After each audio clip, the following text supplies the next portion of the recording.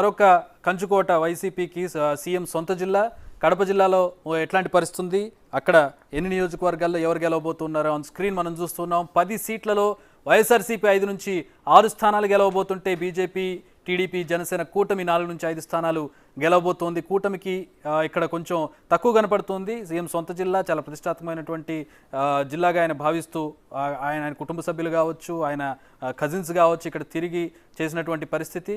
అక్కడ ఆయన చెల్లెలు కూడా ఆయనకి అగెనెస్ట్గా ఉన్నటువంటి పరిస్థితి ఆ జిల్లాలో. సో అక్కడ పరిస్థితి ఏంటో చూద్దాం. వైసీపీకి 5 నుంచి 6 ఎక్కడంటే ప్రధానంగా బద్వేల్లో వైసీపీ గెలిచే పరిస్థితి కనపడుతోంది. రాజంపేట, కడపలో మాత్రం టఫ్ ఫైట్ కనపడుతుంది. ఇక్కడ రాజంపేటలో టీడీపీకి ఎడ్జ్ కనపడుతుంది, కడపలో టఫ్ ఫైట్ ఉంది, వైసీపీకి ఎడ్జ్ కనపడుతుంది. రైల్వే కోడూరు జనసేన పోటీ చేసింది, వైసీపీకే అక్కడ గెలిచే అవకాశం ఉంది. రాయచోటి, పులివెందుల్లో వైసీపీ గెలవబోతోంది.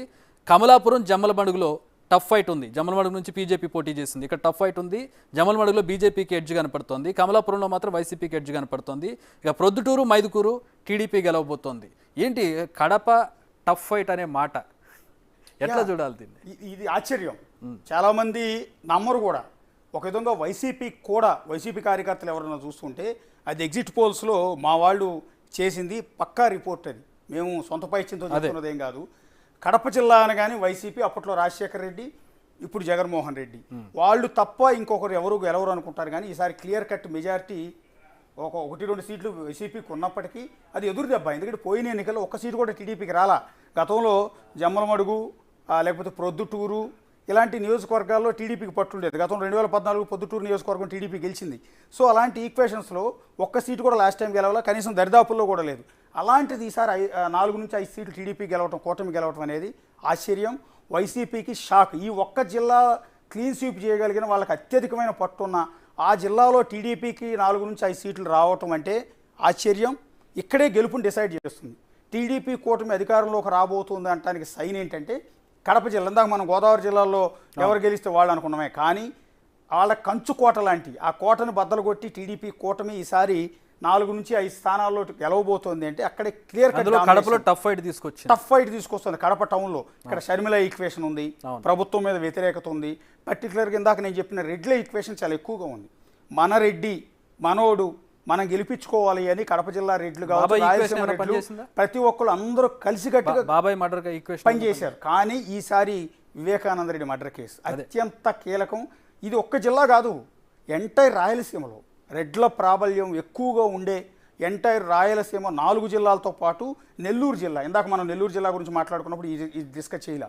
అక్కడున్న రెడ్లలో కూడా వ్యతిరేకత మొదలైంది. వివేకానంద రెడ్డి హత్య కేసు మొదట్లో చంద్రబాబు మీద ఆరోపణలు చేయడం, ఆ తర్వాత సిబిఐ అది చేయించింది అవినాష్ రెడ్డి ఫ్యామిలీ అని చెప్పడం, స్వయంగా రాజశేఖర రెడ్డి సోదరుడిని ఇంకో సోదరుడి కొడుకు హత్య చేయించాడు అనేది సిబిఐ తేల్చడం, ఆ తర్వాత షర్మిల అదే ఫ్యామిలీ నుంచి బయటకు వచ్చిన షర్మిల బయటకు వచ్చి ఓపెన్గా చెప్పడం, ఇవన్నీ చూసిన తర్వాత రెడ్లలో వ్యతిరేకత వచ్చింది. అంటే ఎన్నికల ముందు సింపతి కోసం వివేకానంద రెడ్డిని, మంచివాడిని, మహానుభావుని మర్డర్ చేయించారు అన్న ఈక్వేషన్ నెగిటివిటీ తీసుకెళ్ళింది. అందుకని కడప జిల్లాలో కూడా ఈసారి తిరుగుబాటు చేశారు. ఓటర్లు కూడా అది వివేకానంద రెడ్డి మర్డర్ కేసు అనేది ఎంటైర్ జిల్లా మొత్తం చూపించింది.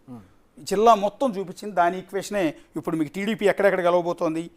1 బద్వేల్లో వైసీపీ గెలవబోతోంది, ఎస్సీ కాన్స్టిట్యున్సీ బీజేపీకి ఇచ్చారు. రాజంపేట టీడీపీ గెలవబోతోంది, అక్కడ ఆల్రెడీ సిట్టింగ్ ఎమ్మెల్యేని మార్చారు వీళ్ళు.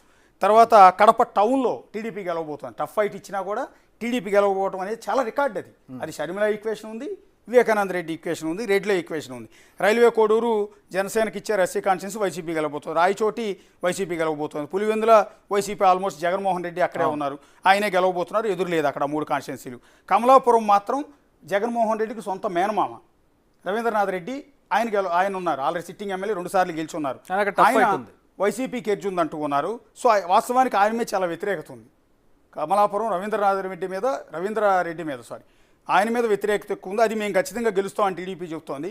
సో అక్కడ వైసీపీకి ఎడ్జ్ ఉంది. ఇక జమ్మలమడుగు ఆదినారాయణ రెడ్డికి అత్యంత పట్టున్న ప్రాంతం ఆదినారాయణ రెడ్డికి. సో ఈసారి ఆయనే బరిలోకి దిగబోతున్నారు.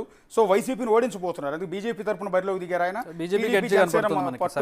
సో గతంలో 2014లో ఆయన వైసీపీ నుంచి గెలిచి టీడీపీకి వచ్చినట్టున్నారు యాక్చువల్లీ.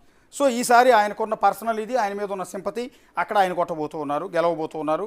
అలాగే పొద్దుటూరు రాచమల్లు శివప్రసాద్ రెడ్డి 2 సార్లు గెలిచారు, ఆయన మీద తీవ్రమైన వ్యతిరేకత ఉంది. ఎందుకంటే నందం సుబ్బయ్య లాంటి వ్యక్తి హత్య, ఆ హత్య ఆరోపణలు రాచమల్లి శివప్రసాద్ రెడ్డి మీద రావటం, రాచమల్లి శివప్రసాద్ రెడ్డి మీద వ్యతిరేకత, ఆయన చేసిన తీవ్రమైన విమర్శలు, కామెంట్లు, ఆయన మీద వచ్చిన అనేక అలిగేషన్స్. రాష్ట్రంలో అత్యంత వివాదాస్పదమైన ఎమ్మెల్యేలు రాచమల్లు శివప్రసాద్ రెడ్డి ఒకరు. సో అలాంటి శివప్రసాద్ రెడ్డిని ఓడించడానికి ఈసారి వరదరాజుల రెడ్డి లాంటి చాలా సీనియర్, గతంలో 6 సార్లు గెలిచిన వ్యక్తికి సీట్ ఇచ్చి, ఏజ్లో కూడా చాలా పెద్ద ఆయన, శాసించే వ్యక్తి ఒకప్పుడు కడప జిల్లాని కాంగ్రెస్ పార్టీలో, అలాంటి వ్యక్తికి తీసుకొచ్చి ఏరికోరి అక్కడ ఆల్రెడీ ప్రవీణ్ కుమార్ రెడ్డి ఉన్న అతను కాదని నచ్చజెప్పి టీడీపీ వరదరాజుల రెడ్డిని బరిలోకి దింపింది. సో రాచమల్లి శివప్రసాద్ రెడ్డిని అక్కడ ఓడించగలుగుతోంది. కడప జిల్లాలో ఈక్వేషన్స్ ఏదో వివేకానంద రెడ్డి మర్డర్ కేసు ప్రభావంతో టీడీపీకి లాభం చేకూరబోతోంది. 4-5 స్థానాలు మైదుకూరు కూడా టీడీపీ గెలవబోతోంది. రైట్. ఇక కడప నుంచి మనం కర్నూలు